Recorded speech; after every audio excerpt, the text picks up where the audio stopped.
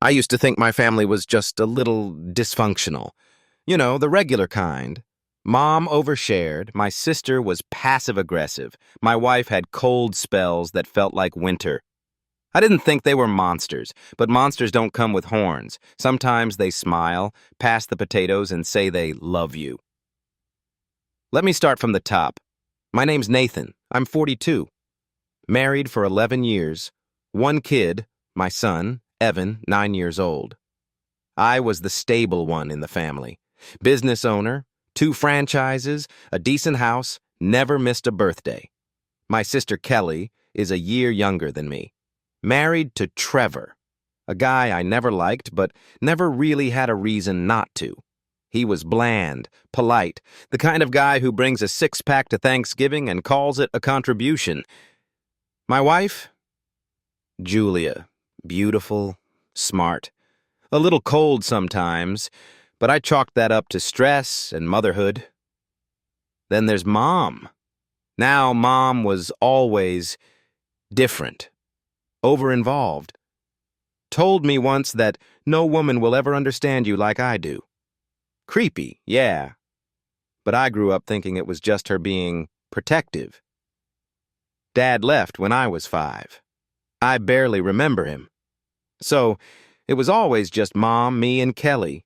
She held that over us. Like raising us alone gave her some divine right to interfere in everything. Still, we tried. We visited. We called. We let her babysit Evan. And for years, I thought that was enough. Keep the peace. Keep the boundaries soft. It'll be okay. It wasn't. It started unraveling on a Tuesday. I got a text from my sister. Can we meet? Just us. Urgent. Kelly never used urgent. Ever. We weren't super close, but we respected each other. So we met at a diner halfway between her house and mine. She looked pale, like she'd seen a ghost. Trevor's having an affair, she said, with someone I never imagined. My stomach dropped. Not because of the affair, because of the way she said it. It's Mom. I laughed, like an actual stupid laugh. She didn't. They've been sleeping together for months. I saw texts, photos. I didn't believe it. Didn't want to. But Kelly? She showed me everything. Trevor and Mom, hotel receipts, selfies in robes, even one where Mom was lying on his chest, captioned, "You calm me more than anyone ever has." I felt like vomiting. Kelly cried. Said Mom tried to blame her. Said Kelly was too cold, too distant. Trevor echoed it, said, "Your mom just sees me. She listens." You ever watch someone get emotionally stabbed and then told it's their fault for bleeding? That's what Kelly looked like. I was furious, not just for her, for all of us. But I wasn't ready for what came next. I went home, told Julia everything. She gasped, covered her mouth, said she was shocked and disgusted. But she said something weird. Do you think she's done this before, like with other people in the family? It felt too specific, too rehearsed. I remember that now because back then I dismissed it. I thought she was just trying to process it. God, I was stupid. 2 weeks later, my mom shows up at my house unannounced. Evan answers the door. She walks in like she owns the place. "Nathan," she says, sitting on the couch like royalty, "we need to talk." I told her I already knew about Trevor. She didn't even flinch. "He loves me," she said. "And I love him. Kelly never appreciated him." I told her she was sick. She stood up, looked me dead in the eyes.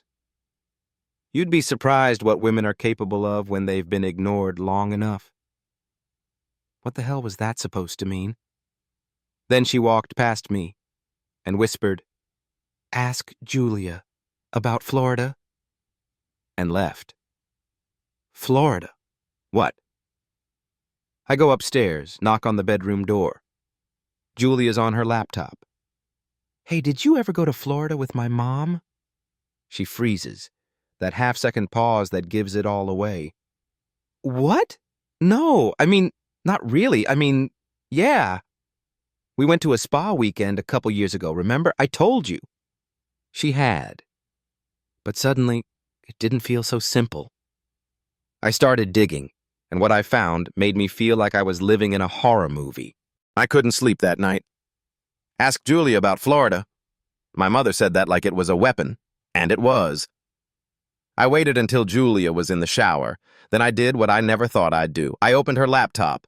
Look, I'm not the kind of guy who snoops. I believe in privacy, but I also believe when your mother starts sleeping with your sister's husband and drops a cryptic bomb about your wife, you check the damn messages.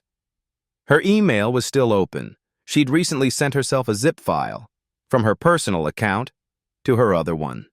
Subject, SPA files. Inside, screenshots, dozens of them, chats between her and my mother, dates going back over 4 years. That Florida trip? It wasn't a spa weekend. It was initiation. My mother had spent that entire trip seducing my wife. Not just emotionally, physically. One message from Julia read, I never thought I'd feel this safe with another woman. Mom replied, That's because no one's ever seen the real you, baby. But I do. I felt sick. Betrayed on a level I didn't even think was real. And it wasn't just emotional manipulation. They were plotting. There were talks about the will, about how my mom didn't trust me to carry on her legacy. About how Julia was the only one who really understands. I'm thinking of leaving the house to you and Trevor, Mom wrote. Nate will be fine. He always lands on his feet. Excuse me? My mother. Giving my house, the one I helped her buy when she retired, to my wife and my sister's cheating husband. What kind of sick game was this? I felt like a guest in my own life. I walked downstairs. My kid was on the couch playing Switch. Julia came out of the shower in her robe, smiling. You okay? I stared at her, so many words in my throat, none of them safe for a 9-year-old's ears. So I just said, yeah, just tired. But my brain was already 10 steps ahead. I called my sister the next morning, told her everything. She was quiet for a long time. Then she said something I'll never forget. They're not just narcissists, they're predators. She was right. This wasn't about love. This was about control, about ownership, about stealing legacy. So I made a plan. Step 1, the will. I contacted Mom's lawyer, the one who helped her rewrite her estate after Dad died. Told him I was calling as a concerned son. Said I had reasons to believe undue influence was involved. He was hesitant, but I asked the right questions. Has she updated her beneficiary list recently? Has she made any large asset transfers? He paused. Mr. Carter, I probably shouldn't be saying this, but yes, very recently, just last month. To who? Julia and Trevor, my wife, my sister's ex, the two people who, behind my back, were now inheriting everything I was promised. Step 2, the confrontation. I sat Julia down the next night, told her I knew about Florida, I knew about the emails, the inheritance, Trevor. She tried the usual. You're overreacting. It's not what you think. Your mom was going to do what she wanted anyway, but I wasn't there to argue. I simply handed her a manila folder. Inside, printouts of everything, emails, screenshots, a notarized statement from my mom's lawyer admitting she was pressured to change her will. I'm filing for divorce, I said, and trust me, I won't lose. She went pale. started sobbing. Real tears this time, not the performative crap. "Please, don't do this," she begged. "We have a kid." "Yeah, and you have no soul." Step 3. The legal strike. With the help of my attorney, I filed a motion to freeze the estate. Claimed coercion, fraud, and undue influence. The court approved a temporary freeze on all major transfers. That meant no handing over the house, no transferring investment accounts, no sneaky bank gifts. Mom freaked. She called me screaming. "You ungrateful little bastard, after everything I've done for you?" I calmly replied, "Exactly. After everything you've done for me, this is the least I can do." Click. 2 days after I froze the estate, my mom showed up at my house. Unannounced, hair perfect, blazer tight, lipstick sharp, like she was walking into a negotiation, not the fallout of her own betrayal. Julia was gone. My son was at school. Perfect timing. She didn't sit down. She took a seat, like it belonged to her. "You're ruining this family," she said. "Trevor and Julia, they understand legacy. You never did." I smiled. I froze everything. The will, the house, the secret transfers. She didn't even deny it. "You're ungrateful. I gave you life." "Yeah," I said, and then tried to take the rest. She stormed out, but I wasn't done. 1 week later, I rented a small hall, chairs, projector, screen. Invited everyone who still thought she was the strong single mom.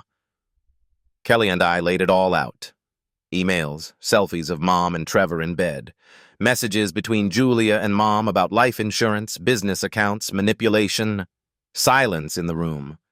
Disgust on every face. And Mom, frozen in the back row. No escape. I didn't raise my voice.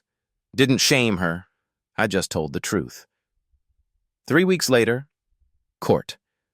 The judge reinstated the old will. Julia got nothing. Trevor's bankruptcy hit hard. Mom vanished to a quiet town, alone. I kept the house, my business, my son. Julia tried to fight for custody.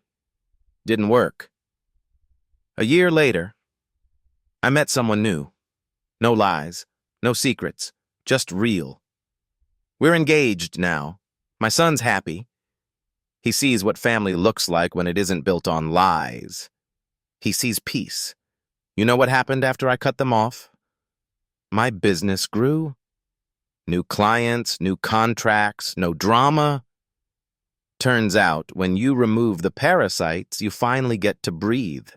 They thought I'd stay quiet, so I gave them the spotlight, let them perform, and watched them fall, while I built something better. If this story hit you, even a little, I'm trying to reach 1,000 subscribers. Just one click from you makes a difference. No fluff, no fake. Just more stories that need to be told.